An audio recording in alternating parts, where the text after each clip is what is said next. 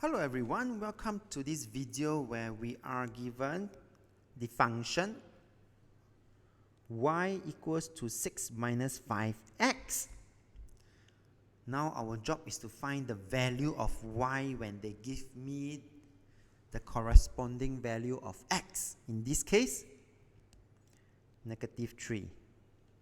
Well, this means that since we have the function or the equation and they give me the x number, so we just need to substitute in.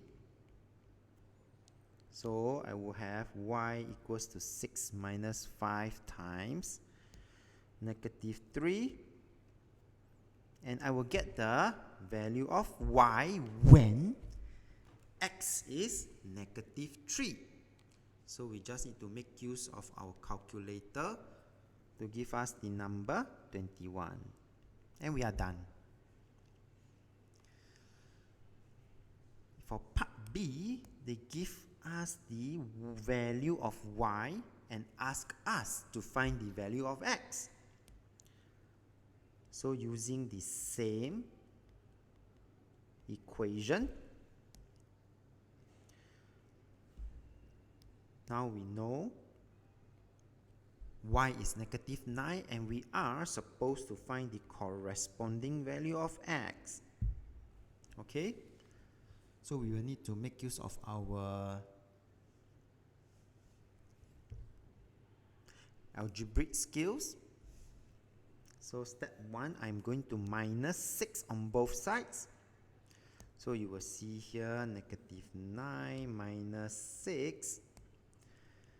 This is so because I would want to minus away the 6 at my right hand side. And I'm left with, so this one I will write out the full working. So that this part here will be negative 15. This will be equals to 0. So I'm left with negative 5x here. And the next part would then be to divide by negative 5 so that I can get the value of 1x.